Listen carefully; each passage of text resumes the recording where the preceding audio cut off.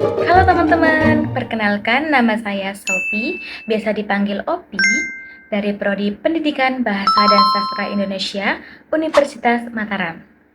Hari ini kita akan membahas materi kesopanan dan kerjasama dalam pragmatik.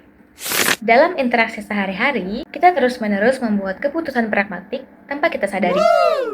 Misalnya, memilih susunan kata yang berbeda saat kita meminta tolong kepada teman sebaya, kepada dosen, atau kepada atasan merupakan bukti nyata bahwa kita mengaplikasikan teori kerjasama dan kesopanan secara spontan. Nah, tujuannya yaitu memastikan pesan tersampaikan dengan baik tanpa merusak harmoni relasi.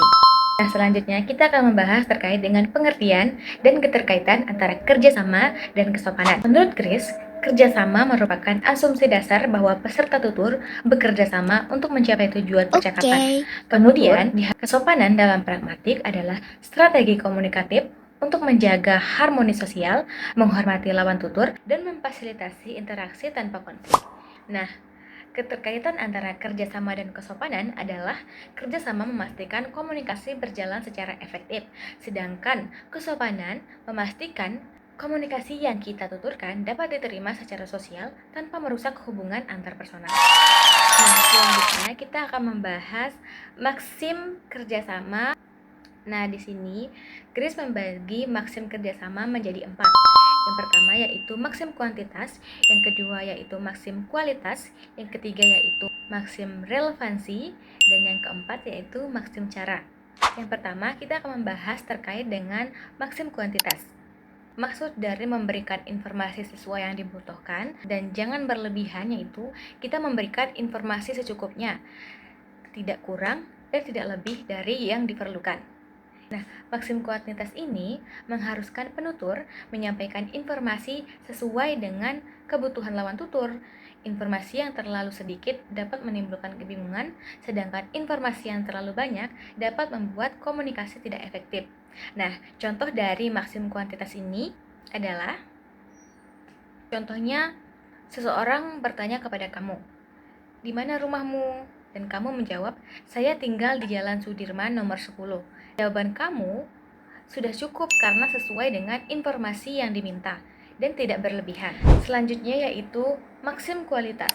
Maksim kualitas ini maksudnya di sini adalah menyampaikan informasi yang benar dan memiliki dasar atau bukti yang jelas. Jadi di sini penutur diharapkan tidak mengatakan sesuatu yang diketahui salah atau tidak memiliki bukti yang memadai. Contohnya yaitu matahari terbit dari timur. Nah, pernyataan tersebut benar dan dapat dibuktikan. Selanjutnya yang ketiga yaitu maksim relevansi. Nah, maksim relevansi ini yaitu memberikan kontribusi yang relevan dengan topik pembicaraan. Maksudnya, setiap tuturan harus berkaitan dengan apa yang sedang dibicarakan agar komunikasi berjalan dengan lancar. Si A bertanya, "Jam berapa sekarang?" Dan si B menjawab, "Jam 7 pagi." Nah, jawaban tersebut relevan dengan pertanyaan yang diajukan. Daripada kalian malah menjawab, "Saya suka minum kopi." Nah, jawaban tersebut tidak memiliki hubungan dengan pertanyaan yang ditanyakan sehingga dianggap tidak relevan. Yaitu yang keempat, maksim cara. Maksim cara itu berbicara dengan jelas, langsung, runtut, dan tidak menimbulkan ambiguitas. Nah, di sini penutur diharapkan harus menyampaikan pesan dengan cara yang mudah dipahami oleh lawan tutur. Contohnya yaitu, "Silakan buka pintu itu, lalu nyalakan lampunya." Nah, instruksi tersebut jelas dan berurutan. Kita diminta untuk setelah membuka pintu, kita diminta untuk menyalakan lampu. Nah, selanjutnya di sini kita akan beralih ke maksim kesopanan. Di sini Leach membagi maksim kesopanan itu menjadi 6. Yang pertama yaitu maksim kebijaksanaan, maksim kemurahan, maksim pujian, yang keempat maksim kerendahan hati, kelima maksim kecocokan, dan yang terakhir yaitu maksim simpati. Nah, di sini pertama kita akan membahas terkait dengan maksim kebijaksanaan atau tax maksim. Nah, prinsip dari maksim ini meminimalkan kerugian bagi lawan tutur dan memaksimalkan keuntungan bagi lawan tutur. Nah, artinya di sini kita meminta sesuatu kepada orang lain, kita berusaha untuk menggunakan bahasa yang tidak memberatkan atau memaksa lawan tutur kita. Contohnya, dari kalimat, "Jika Bapak tidak keberatan, bisakah Bapak memeriksa laporan ini?" Yaitu penutur memberikan pilihan, dan menghargai lawan tuturnya. Ada maksim kemurahan. Nah, maksim kemurahan ini memiliki prinsip meminimalkan keuntungan bagi diri sendiri dan memaksimalkan kerugian bagi diri sendiri. Nah, artinya penutur menunjukkan ketersediaan berkorban atau membantu orang lain.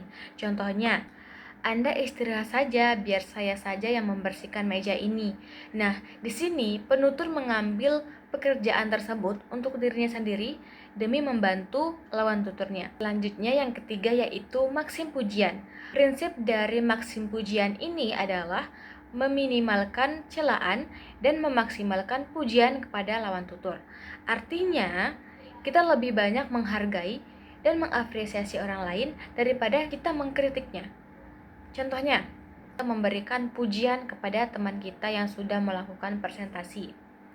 Misalkan, presentasi kamu hari ini bagus banget, kamu lancar banget presentasinya. Di kalimat tersebut, kita memberikan penghargaan kepada lawan tutur kita sehingga menjaga hubungan baik antara lawan tutur. Selanjutnya, maksim yang keempat adalah maksim kerendahan hati atau modesty maksim.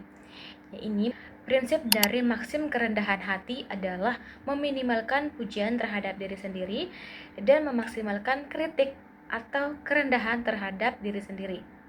Nah, maksim ini mengajarkan seseorang untuk tidak menyombongkan diri atau membesar-besarkan kelebihannya. Sikap rendah hati ini membuat komunikasi terasa lebih sopan dan menghargai orang lain. Maksim yang kelima adalah maksim kecocokan atau agreement maksim. Prinsip dari maksim ini adalah meminimalkan ketidaksetujuan dan memaksimalkan kesetujuan dengan lawan tutur. Maksudnya di sini adalah maksim ini mendorong penutur untuk mencari titik persamaan dalam pembicaraan sehingga hubungan tetap terjaga dengan baik. Nah, yang keenam di sini ada maksim simpati atau simpati maksim. Prinsip dari maksim simpati adalah meminimalkan rasa antipati dan memaksimalkan simpati terhadap orang lain.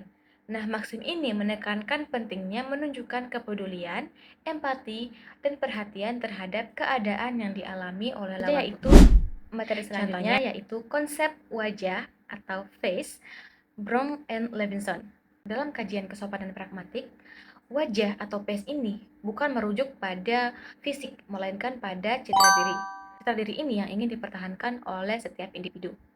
Di sini, konsep wajah terbagi menjadi dua, yaitu wajah positif atau positive face dan wajah negatif atau negative face.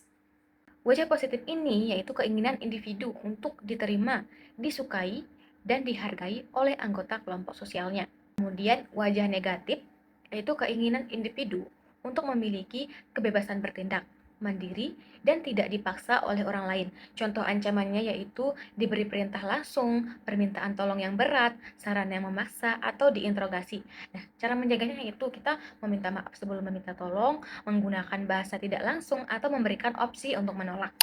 Nah, selanjutnya di sini ada contoh kasus, yaitu seorang mahasiswa yang sakit dan ingin meminta tambahan waktu seminggu kepada dosennya untuk mengumpulkan tugas.